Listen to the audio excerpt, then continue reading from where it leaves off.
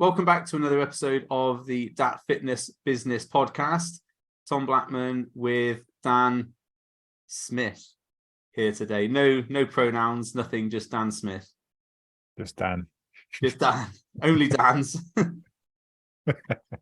And today we're talking about how to have more conversations for more sales as a fitness coach. So we're going to cover everything from sliding in the DMs to maybe emails, to comments on Facebook, comments on Instagram, and all those other things that contribute to hopefully leading to more sales in your fitness business. And Dan, you actually got a lead magnet on this, haven't you? Yeah, it's great. I suppose it is a lead magnet, but we created a few different trainings and walkthroughs within the coaches that work with us around conversations, because it always comes up, or it's such a common thing, and it's something that I'm quite passionate about. I think like the conversation side of it, I'm probably more, well, I say probably, I am more social on social media than I probably am in person. So I find that side of things that really, it fascinates me. At first, I just want, the connection side of it. I think it's great that we have access to social media to be able to connect with people all over the world. But then also that fascination then goes into, okay, how do people interact online, and what is effective, and how can we use that to then, like you said at the beginning, bring people into your business and work with you. And I think that's something that we're going to explore a little bit today as well, which would be good. Yeah, I think the in recent times, it's almost like conversation is a lost art, isn't it? Talking to people. I mean, there's so much talk on social media about 10K months and automations and scaling up and all this sort of stuff. And not many people are really talking about, hey, how do you just engage with people and have a conversation as a human being, which is vital to creating rapport and also hopefully people buying from you. Yeah. Big part of it, isn't it, is building that connection and trust between you and the audience. So we've talked about, I think in previous episodes, about understanding your audience, the problems they face, and also in 7-11-4 with, that's what it's about, isn't it? It's a bit about creating a content that's going to speak ideally to your ideal client. But then it's like, okay, then once you do that, then you're going to create conversations anyway. You're going to have these conversations happen if you're creating that content that does evoke emotion and the connection. Conversations should come off the back of it. And then it's like, some coaches would be sort of like, well, what do I do? Like, what happens now? Like, well, you've got to engage with these people. And like you said, I think we're in this place now where it probably feels a little bit like slimy or icky to go and like actually speak to your audience, and that I think has been brought about by this notion of like, you'll get people on, probably the same as me, on a weekly basis slide into your DM saying, hey, how long you been a coach for? And that's probably what puts that puts coaches off then, because they don't want to be seen like that. But you don't have to do that. Okay, don't have to slide in cold DMing people. I think a lot of it comes from the whole ecosystem of what your content is, and then how that connects, and then how that then encourages conversation as well. Yeah, and I think the other thing that people forget is that, well, yes, we want people to buy from us, and we want people to buy our products or our services. We don't want the wrong people to be buying from us, because that just then results in a refund request, or a difficult customer to deal with. So conversations are as important for coaches as they are for clients, because we want to make sure these people who potentially are going to be buying from us are actually people we'd like to work with. Yeah, massively. I think we had that conversation in previous podcast about when you get a nightmare client who signed up and they're not really the right people, but I could do with that money, and then they just sap your soul completely because you haven't checked they're the right person.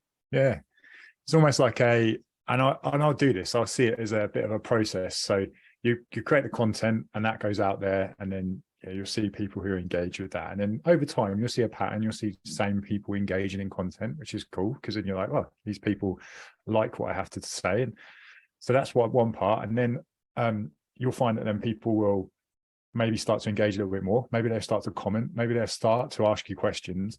And then maybe they'll start to then ask you questions and respond to things in things like your stories, for example. Maybe they start replying to your emails. And then that's like they're sort of showing a little bit more then. Yeah. And then it's only that process of just building a little bit more trust until that point is like, okay, this person then might reach out and say, right, I'm ready to get help from you in whatever format that is. So that's where this conversation comes in. I think it's probably worth bringing up that, I mean, we might come on to this, but I will go for it now. But in terms of the mistakes that sometimes coaches will make around conversations is instantly thinking about what that outcome is going to be. So they're already thinking that person needs to be a client, that person needs to book a call, which then defeats the whole purpose of this trust building and this connection, because you're already thinking the outcome. And most of the time when people can sense that, then they'll start to then back away. They're like, actually, no, I wasn't quite ready for that. Like, what do you think? Yeah. It's like dating people, isn't it?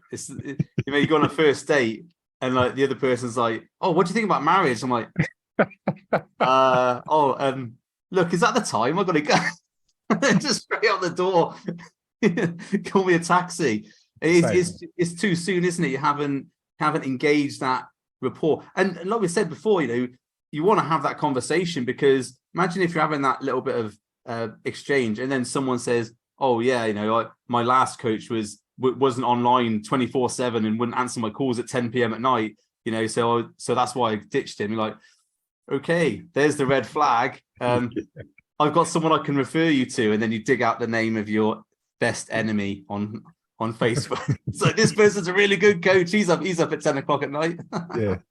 But that's right, completely. So you want to, like you said, I think in the last one, we want to repel people as well, and then find your tribe of people who are sitting on the same kind of hymn sheets as you. So that side of things works really well. And over the years, you kind of develop different ways of starting conversations.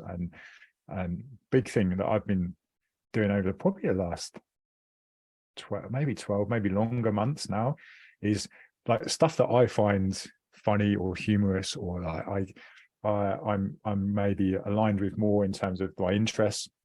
I start to share a little bit more around that, because then you'll find very quickly whether people are interested in that or they're not interested in it. That's the opposite as well.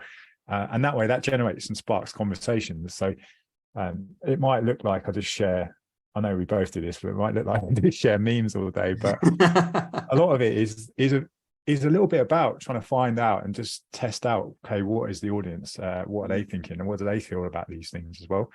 But how do you think about that kind of stuff? What do you do anything similar? Yeah, I like dad jokes, and because I'm a dad, and I feel it's part of my role as a dad to hone that skill, to be competent in any situation, and so I do subscribe to a lot of like dad meme accounts, and sometimes they're like really bad, so that's not funny, but some are brilliant. And I thought, do you know what, I got to share that, because there are so many dads who follow me on Instagram, and it's always those things where people go, oh yeah, that's really funny, or that I can relate to that as a dad. And yeah, it just, I've had a whole conversation with people about a meme and about the situation in life, and and then it's sort of been a long time. Then sort of conversation has died, and then 6 months later, the guys come back and says, "Oh, I need some help with this. Can you help?" And it's been that conversation which is sort of built that rapport and built that that wanting to work with me, because they're your sort of people. Yeah, and that's what I was saying earlier, where you see that almost pattern of people who they might not know you, and then they start to know you a little bit more, and then they start to interact, and then eventually they get to that point where they're ready to maybe take action. And not only that, they might not be there, but they know someone else, and then they speak to that person, and then they might come over and start seeing your stuff. And ultimately, that's what you're doing. You're building this personal brand around your shared values that you want to put out there. Because people buy people, not coaches, aren't they? I mean, let's look at there's like thousands of like physique coaches, isn't there, around the world, millions probably around the world. In the UK, there's thousands. but what makes people want to come and work with you or me for physique coaching? It's because they identify with us as someone they can probably relate to and have a little bit of a banter with or whatever, and not take ourselves too seriously. I can't think of any clients that I've worked with that hasn't come through that process. I genuinely can't. They've all, at some point or another, we've had some kind of interaction or conversations before that's led to it. I struggle to think of someone who's just seen it and gone, right, yeah, I want to do this. I don't know whether you had anything like that. I've never had someone, like, if I post like a post on Instagram saying, oh yeah, like builds open or whatever, join now. I've never had a complete stranger join. Like when you sign up, you go, oh, who's that person? I've never seen that person. Okay, well, let's caveat that mainly because I have a conversation with every single person before they join Build, before they get the link to buy. But when I've run previous programs like Target Lean or whatever, where they could literally just go on the website and join up and buy, I've never had anybody join, which is like, who are you? I've never interacted with you. Sometimes they've been on my email list for a while. Sometimes they've been a follower of mine for a while, and commented or whatever, but they have had, even if it's a one-way conversation, as in email, they've had that interaction. And I think maybe that's, again, maybe we should touch on is one-way conversations, as in via email, are really, really important. And obviously, I don't know if you're subscribed to my emails. I don't think I'm subscribed to yours, or they go in spam. I'm not sure. Sorry, but when you send that stuff out, you're basically having a one-way conversation, aren't you? And relaying your spirit, your energy, whatever, and people engage with that, and that's why they buy from you. But I've never had anybody I've never met them before, as in virtually. I've never had that where someone's just coming, oh, that's a good thing, I'll just buy that. Yeah, I definitely haven't. I can't think of one anyway. I've definitely had a few conversations of people who have been referred, and then on the call, I think we spoke about this last time on a call, it's instant. You can just say that you feel like this isn't going to work. You literally know nothing about what we do. You can almost sense it. So yeah, that just goes to prove the point that that's really important, the connection and conversation side of it. So I suppose anyone listening to this is going to say, okay, well, that's all well and good, but how the hell do I start conversations with people on social media without sounding like a really sleazy, slide in the DMs type person? Because like you said, we've all had those DMs. Like, do you know what? The thing I hate is when you add someone as a friend on Facebook, and the first thing is, "Hey, great to connect." I'm like, oh, just this is a family show, so I'm not going to say a swear word, but you know what I'm thinking. It's like, great to connect. Yeah. Bye. Because you know, in 2 days' time, when their little content calendar trips around, oh, I engaged with that person. Now I've got to send them a message about, and sure enough, 2 days later, what kind of types of clients do you coach? What, it's like, and there's no other conversation. It's just, that's the conversation. Yeah. You can tell, can't you? You can tell the scripts. I've almost had the same scripts from people, the same messages, same text, the same GIFs. They've used the same GIFs in them. That was a new one. Really? Yeah. I didn't reply. I had the thread of messages that I hadn't replied to, and it was just, I think it was like, have aliens come and abducted you or something? And I was like, man, it's not even funny. It's genuinely not even funny. Right? It's like, I don't know what they expect. I had one that said it was a couple of the same sort of messages, and then it was like, oh, have I done something to upset you? And I just felt like replying back saying, yeah, you keep DMing me and I don't reply. That's what's annoying. Yeah. And that's the problem, isn't it? Because then coaches think, I don't want to be that person. And you don't have to, because there's other ways of doing it when you can start to think about, cool. So some of the ways that I talked about in these 18 ways to generate conversation, they use different map platforms, not just Instagram, for example. So we talked a little bit about emails and how you can just generate conversations there. And if you are using your email list consistently, and you're doing the stuff where you're delivering that value at the value side of things, and you're telling stories and things like that, but then sometimes we can use like just shorter, more personal emails to get to try and get responses from them. Those like spur type emails, but or the 9-word email, for example, that's quite a famous one, isn't it? So I think things like that, use that, haven't they, at some point? Or everybody teaches it. Big guru people and that teach it. And it works quite well. Yeah. Do you want to explain what the 9-word email or the spear email is? It's just pretty much that's what it is. 9 words. 9 words, just random words. Yeah, oh, look, 9 random words. Buy now. But you're just having it, so it's quite personal. So it's usually their name in the subject line. I think works quite well because it stands out. And then it's hey, so and so, are you still looking for more help with whatever it is or whatever it is you solve for that problem? And that's it. There's no extra. There's no waffle. There's no fluff. It just straight to the point. And I think they work well if you are consistent with the process in the first place, because it stands out. It's a little bit more different. Have you ever used it?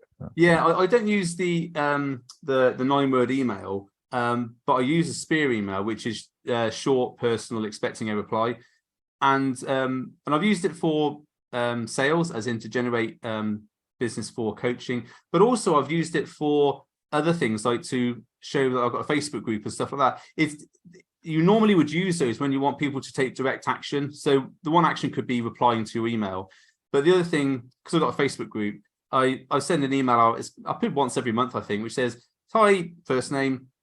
Are you interested in building a leaner, muscleable physique? If so, you might like this Facebook group I've got, which is designed specifically to help people with that. Here's the link. Hope it helps." And I'm not expecting a reply from that, but as in sending an email. But the reply is they go and join the Facebook group to find out what it's about, and that's how you start to generate the conversation. Is now they're in the Facebook group. Now we can have conversations because they're interested in what you've got to say. Yeah, hopefully, definitely. Just signed up randomly. Yeah, it's a good another way of using it, isn't it? It's much more effective because it's less. I suppose that action that they've got to take is probably less than maybe hit and reply and sending a message back to you. It's just like that action seems like it's less.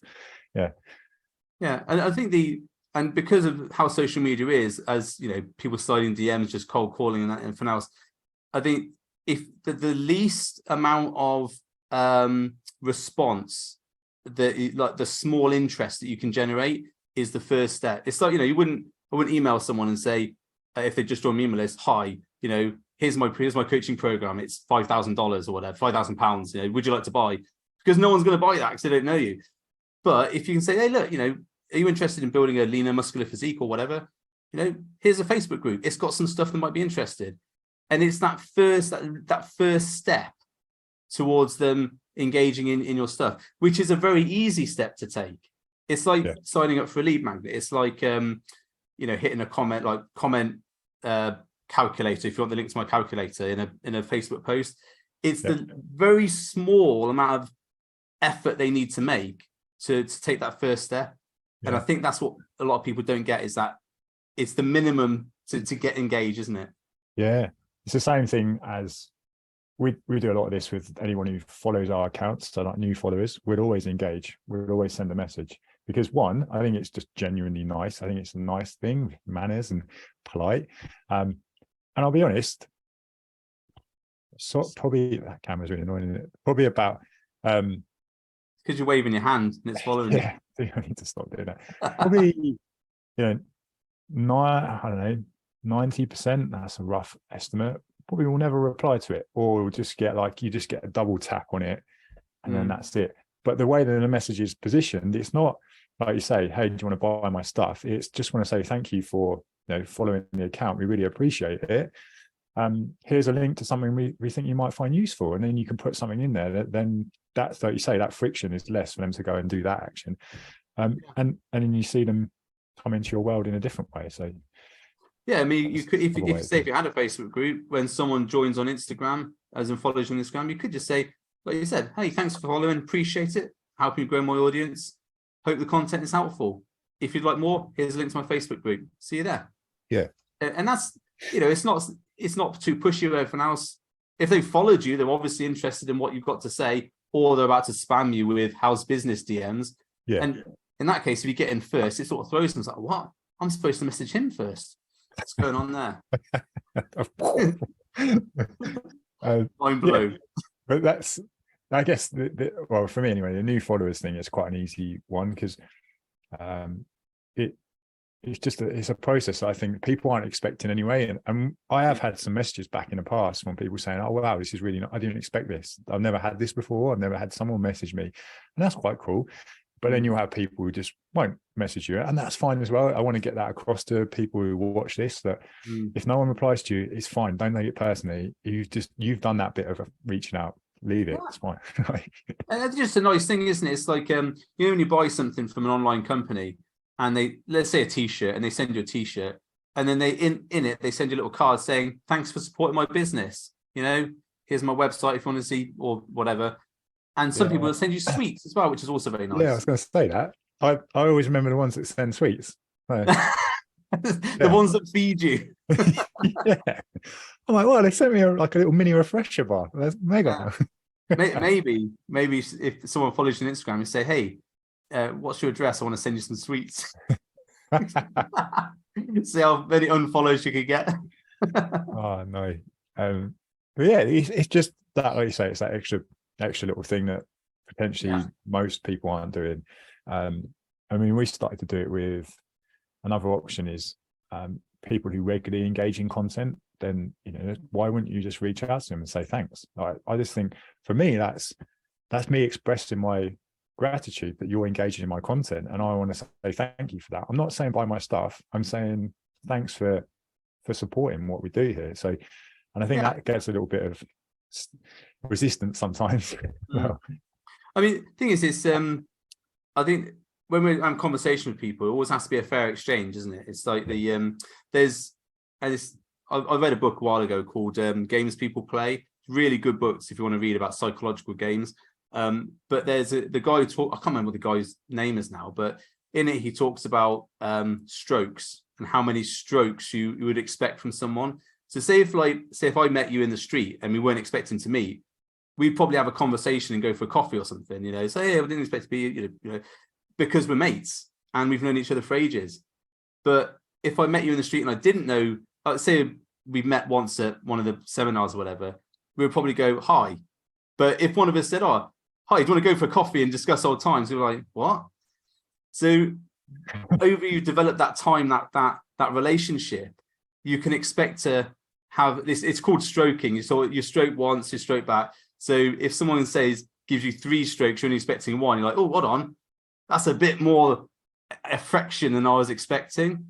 Yeah. So you have to have that fair exchange of content. And say what you're saying about when you message someone and say, hey, thanks for engaging my content.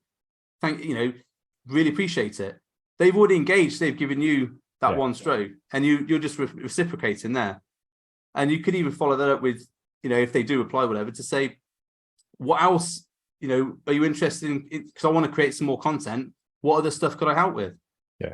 It's easy enough, isn't it? If they've got a specific problem they want help with, and you go, oh, can you do it about this? Go, yeah, no problem. I'll do a video. And I'll do that all the time with my YouTube. Send people messages. If they've replied on the YouTube, I say, what other content would you like to see? And then that becomes another video. And so you're then, although you haven't directly said to them, you've given them more value than they had before. Yeah, that makes total sense, man. The stroking, I like that. It's a good book, mate. Read it. There's some really good psychological games in it, which when you read it, you go, oh yeah, I know people who do that. And it sort of gives you some background into why people behave the way they do. Yeah, it's really interesting. It's only a short book, but it's really interesting. Yeah, makes sense though. That side of things, with probably inadvertently like do stuff like that without knowing it, because you over the years of just trying things out. But yeah, I was just thinking of some other ways that we've used in the past to generate conversations, but a lot of them revolve around that side of things of just, if you've got people who are already in your world, in your audience, already showing that they like what you do, then that for me, that's the obvious place to start, because rather than going out to strangers and just cold DMing them, it doesn't make sense. That you're infinitely going to come up against like a harder time having conversations that way. The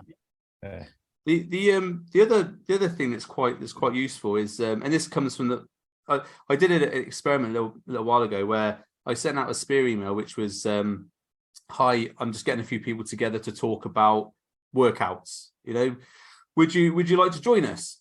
And it's not like, here's the date, here's everything else. It's just like, we're going to talk about how to optimize your workout. Would you like to join us? And then I got a whole ton of people replying back saying, yeah, I'd like to know about that, like replying on the emails. And I didn't give any details, anything else. Or anyone who replied, I said, oh, great, okay. I'll let you know when it's happening. And it was in my group. And when I did it, obviously I sent emails back and everything else saying it's happening, whatever. And it was basically just a Zoom webinar, if you want to call it that. But it was basically just getting everybody together. I had a bit of presentation, but we talked all about the problems that people were having, and it was a group conversation, and it was really, really effective. Yeah. And that sort of thing, it was a comfortable way to generate a conversation, you know, and people really got involved. And afterwards, I had the video recording, and I said in my group on the Facebook page, I didn't just post the link. I said, I got this video from the seminar. Who wants it? Which is another way, you know, you see people doing that sort of thing on Facebook. Like, I've just done this video. Who wants it? But this was a video that I knew people had interest for already. And I was expecting like 1 or 2 people to go, yeah, I'll have the link. It's like 30 people saying, yeah, I'll have the link, which I then obviously DM'd them the link individually and started the conversation that way. And, you know, like you said, it wasn't, here's a sale, let's have a sale. It was, thanks for commenting. Here's the link. Hope you enjoy it. Come back to me with any questions. Yeah. But I sort of shot myself in the foot there, because now everyone's expecting a webinar every month, which actually is going to happen. I'm actually going to do one every month in my group. It's not a bad thing, because it's also a form of, you're doing the most accurate research possible, aren't you, as well? And you're getting ideas from it. You'll probably generate a load of content ideas, and you've opened up the channels for people to interact with you and done it in a way that's in line with your message on social media, which is great. Yeah. And you know, when people book onto those things, if you use a Calendly link, there's a section that says any questions you'd like to ask. So I asked people to, before they had to book, they couldn't just turn up for the webinar. They had to put in the questions, what would you like me to talk about? Anything you'd like me to cover? So right at the beginning, I had a whole list of questions from people who'd submitted them, which allowed me then to tailor the talk to specifically what people wanted to know about. And that was all off the back of one email that I sent out. I thought, if I'll send this email out, if people want the webinar, then I'll do it. If they don't, I won't. Yeah. But a lot of people wanted it, and then it just sort of snowballed from there. Just that one email.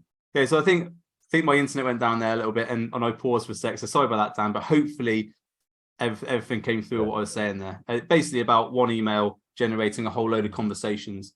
Oh, it's something you brought up there. I think you mentioned it, because the way you do that in terms of just positioning the webinar, whatever it is. And I know we've talked about this in the past, but in terms of like how people use things like maybe Facebook, or even we can probably tie this in with maybe Instagram as well, but where they do those things where it's clearly obvious that you're just asking for people to engage, but the question you're asking is something along the lines of, do you like cats or dogs? Or where should ketchup be stored? And I just feel like in my head, I probably couldn't even bring myself to do that, because I would feel this sense of like, I don't know why am I doing this? But then I don't understand, that probably has more of a negative impact on terms of what you're trying to get across here, because you're asking a question that's just, it doesn't make sense in my head. It's not relevant to your business, is it? It's I mean, when that sort of, okay, Facebook and Instagram are supposed to be about social media stuff, but if you are using it for business mainly, then having that sort of, you know, I've seen that stuff done very very well in terms of engaging your audience, but it's always with the business in mind. You know, I think that the thing about like cats or dogs, tomato ketchup in the fridge or whatever, so what are you learning about your audience there? You're not, okay, you're learning that it might be a cat person or a dog person, but you know, okay, you've just wasted your time doing that. I think it's a waste of time doing that. I mean, yeah, there's times I post on Facebook, which is like a picture of Jacob and me. I'm not looking to sell anything there. It's just, here's me and Jacob going for some food. you know, just I'm not looking to sell anything, and I'm not looking to do anything with that. But why would you have that question about pineapple on pizza, or Pineapple on pizza is the one, isn't it? It always comes up. yeah, I just feel that it does a disservice to what you are offering as your coaching service. So there's better ways of doing it, like you mentioned, with, you know, if you've got something to deliver, you've created something and you say, hey, I've created this thing, like, let me know if you want, or I'm about to create this thing, or I'm thinking of doing this. Is it something you'd be interested in? And then maybe you can see, okay, cool, it's in line then with something that you're already talking about. But just like random stuff is not the one. I see it a lot with Instagram, like polls and things. So same thing, isn't it? Like it's the same questions, like, which ones do you prefer? Like, like cats or dogs? And what was the one I saw the other day? I saw one, summer or winter, and I'm like, oh, maybe I kind of get that because we're like into that seasonal thing. But again, I don't know what it tells you. But if you can tie it in with something that's happening at the moment, or something you've talked about recently, or a piece of content, then it makes more sense because it's in line with the message that you talk about anyway. Yeah, because especially with polls. I mean, I know there's, I do a joke poll all the time. Like, have you trained arms today? Yes. CrossFit. That's the things. I mean, I don't. It's not really bothered to me if someone does train arms or does CrossFit or not. That's just a joke. Yeah. But social media should be entertainment and a joke. But yeah, like if you're asking like tomato sauce, fridge or not fridge, okay, I suppose it's entertaining, it gets people engaging, but you don't learn anything.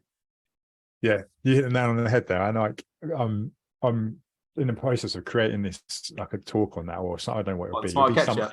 No, on like social media being for entertainment. Like, people come to social media to be entertained, and that's how you're going to generate conversations. So I think about that, and the more that social media is changing, the more I'm seeing it, it's more important to have it as entertainment. And then the conversations come off the back of that, and then you can move them into your world over here, like your email list or whatever. Like, that's how it should be. Stop trying to, okay, you can still sell on social media, but maybe start to think of it as, solidifying that message and delivering some like kind of entertainment and trust. And because you could have an entertainment based post which is still based around your business. So like, what did you train today, legs or arms? If it's the weekend, it's always arms for me. I'd never train legs on a weekend. I mean, that's a discussion point, isn't it? But it's also relevant to my physique coaching industry, physique coaching business. And I think, I don't know, I mean, people have different opinions, but I always think that if you are using it for business, then the polls and the conversations you create should be loosely about forwarding that business on. I mean, if you're just using it for your friends and family, then great.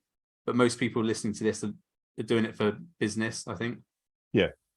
But yeah, like you say, have some of those in there to mix it up. So it's a little bit of funny, some entertainment in there. But then if you're wanting to get something from it, you can use polls and question boxes and everything like that to really dig into your audience, and you can find out things from them, and you can get, that's what it should be about, right? Find the research out, create the content or the products or the services that help solve your audience problems, and then that's how you'll create your business. But so use them in those ways. But yeah, I think that we spoke about at the beginning, a big part of this comes back to being yourself and like being true to what you want to stand for, and making sure that you're not afraid to show that online. And then that's where you're going to connect with more people, because you're showing yourself on there. But I don't know if I had any. Have you got any other ways of creating conversations? Well, one thing that I do a fair bit is, say if I do a video on, say, how to calculate your calories, I'll always say at the end, or well, I'll say in the comments actually, that if you want the link to my calorie calculator, just comment calculator and I'll send you the link. Now, the reason I do that is, first of all, yes, to create a conversation so I can get to know people who are following me. But also, if you put a link inside captions, I believe that can reduce your reach, especially if you put it on Facebook posts. Yeah. If you put the link away from Facebook in the post, I do believe that reduces your reach. So I always ask people to comment for the link, and then I'll send them the link. And sometimes I follow it up. Sometimes it's like, here's the link. How did you get on with that? Was it okay? Sometimes I come to something, sometimes I don't. But that's one that I found quite useful. Yeah. You're making that post more valuable by getting people to comment and engage in it. So there is a process to that. It's the same on Instagram. You can do the similar thing, like to comment rather than, again, I don't think I've ever gone to the link in someone's bio when they've said, go and click the link in the bio. I don't think I've ever done that. And so, getting people to maybe just comment is maybe an easier thing than them going off the page, having to click into your profile, go to the bio and click it. You got to make it easy for people. Honestly, I say a few of my posts, and I've said the link is in my bio, or just comment whatever it is, and I'll send it to you. And I've analysed the post, and no one goes to the profile. Yeah. They all comment for the link, because no one wants to do those extra 3 or 4 steps, like you said. If they can just comment one word and get the thing, then that's what they're going to do. Half at least the distance. The big thing around things like ManyChat, that's why they're so useful for things like that, where if you can get someone to comment with anything or a word, a specific word, even an emoji, then that will instantly trigger that to be sent. And we've used that a few times. It's been quite good, but we have set it up now so that it is obvious that, and this is quite important, I think, to make it obvious that it's not you. Like when you're using something like that, don't pretend that you like.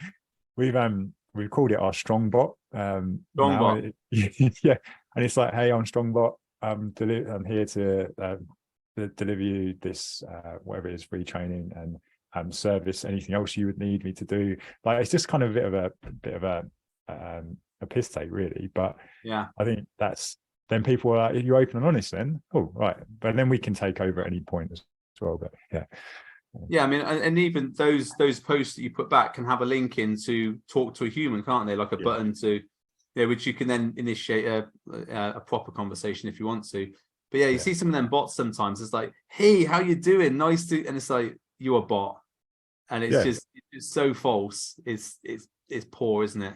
Yeah, that's a recent thing that we've been testing for conversations, and set off at the back. You can do a lot with that, because you can then set it on a specific post, for example, and drive traffic towards a post. And that's something we're testing at the moment, especially if you drive traffic towards it through your like warm audiences, the people who already know you, then that's one way of then getting that in front of those people. Where if you do post it organically, I can't remember the percentage, but it's not very high. It's like 3% of your audience sees your content nowadays. So rather than do that, let's make sure we're trying to push it in front of people and then generate conversations. But that's like another way that we're testing at the moment with conversations. Yeah, I think I think you're right. It is that 3%, isn't it, of people that can actually see your content. So don't be afraid of posting content like twice in the space of a couple of weeks, because a lot of people won't see it the first time. Yeah, that's another thing I've got on this list, is increased in, if you wanted to have more conversations, an obvious one would be increase the frequency of your posting, because if you're posting 3 times a week and you then post 6 times a week, you've got 3 times more chance of people seeing your content. That's an obvious one, like in terms of, if you're not happy with where things are, but I'm only really posting 3 times a week. Okay, let's increase that. Let's see what that has an effect on. I know there's a lot more to it. There would be like, okay, what is that content you're posting? Is it good or not? Yeah. Is it relevant to your audience? Is it doing all those things that we talk about in 711.4? Is it serving that purpose first? And then, then increase the frequency and see if that changes the amount of interactions you have. But just another option. Okay, cool. There's a lot of good ideas there. Anything we've missed? Instagram lives or Facebook lives. I think that's important, like that side of stuff, because I think it gets not forgotten, but it's almost like that one. Maybe I'll do it like with a specific reason. You don't need a specific reason, but even if you had a regular thing that you were like, I want more conversation, so I'm going to go live every week for the next 4 weeks. your content then, you know, how it gets positioned, say on Instagram, you're at the top of the feed, it stays there for that whole 24-hour period. It's just another way of making sure you're front of people's minds. So I think anyway. Yeah, and in Instagram lives, I think you do. I haven't done one for ages. My last one I did was with you, I think. And you can do Q&As, and you can also just discuss one topic, can't you? Yeah. Instagram lives, Facebook lives. I think the key thing as well about Instagram lives, Facebook lives, is that most people will join midway through or like 10 seconds in. So when you start those things, don't go, oh yeah, let's just wait for a load of people to come on before I start talking, because most people will leave because they don't want to see you just waiting there to do something. Yeah. So, and people can watch it back, and I suppose the most value is in the replay, isn't it? Is in having that thing to replay afterwards.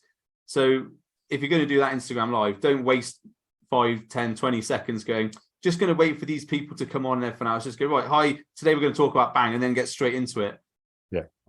Yeah. I'm sometimes guilty of that, but I'm trying to do it more to straight off, get into it. Most people dip in and out, don't they? And if you have a queue, like ask a question thing up, then people can ask as you're talking, can't they? Yeah. I think another one that I definitely do, and it again, this probably gets a little bit of like a bad press sometimes, is I'm in a few like different groups, and I will answer people's questions in there. And that's not because I want them to come work with me. I'm just like, I've seen it, I'll answer the question, and I don't then do anything else. I don't like message them after to say like, hey, like saw your question in there. Like, just be genuine and help people out, because that law of reciprocity, I can never say it, but that reciprocity, I think reciprocity, is that works. So just be genuine and help people out. If you know that you can help them, like do it. The only one I was saying that I wanted to say is I'm not banned from it, but we've got like a local Facebook group for the town here, Focus and Flick, and I always see people in it, and I say to my wife all the time, I'm just going to comment. And she's like, don't you dare comment on it. And I'm like, yeah, but it's funny, because I always think of really like what I think anyway, like a witty comeback to someone's thing. Yeah. And she's like, don't. It's embarrassing if you comment on that. See you in the supermarket tomorrow. Yeah, one day I'm going to do it, definitely. Oh dear, and you'll be relegated to that top room for a week. Only memes and your records keep you company. But I think stuff like that gets, and then that's what ties into stuff outside of online. Let's still think about like offline stuff, like actually speaking to people, and maybe some of the groups you go to in real life and people you speak to in real life, and don't forget that, because that's just as important than the networking side of stuff. Yeah, absolutely. It's I think just because we're coming up to 45 minutes, and we said we're going to keep these things to 45 minutes.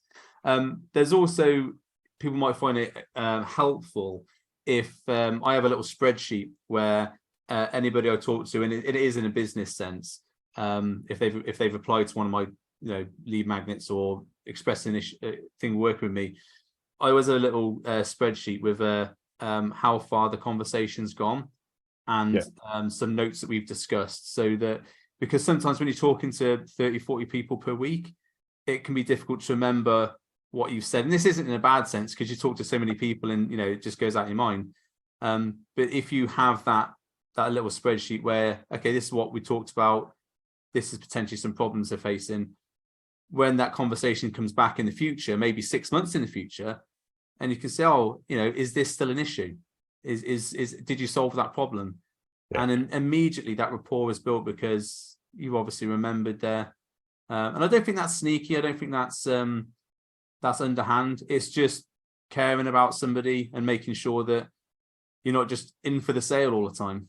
No, yeah, that's a good point to kind of wrap it up on. I think having somewhere where you can log these things is important, because it makes your life a hell of a lot easier. It's better to look at something and go, right, cool, I've spoken to them, or this one I need to maybe follow up with, or that's important. Yes, cool, good, some good stuff there, I think. I feel like the conversations one is probably one where there's so much that it could be over like several parts, and But yeah, there's a lot of stuff there. I only touched on like 2 or 3 of the things on this list. So Yeah. Well, if people are watching this and they're watching on YouTube and they want to submit a comment to say, hey, that's really good, but what about this? Feel free to comment on the YouTube. This broadcast is on Dan and mine YouTube channel. So feel free to comment and we'll cover any stuff in the future. Engage the conversation. Yeah, nice. I see what you did there. Yeah, I see. Coaching in action. Yes.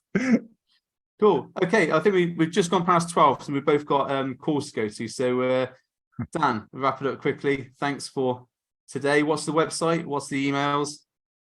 Strongcollective.co.uk and Strong Collective.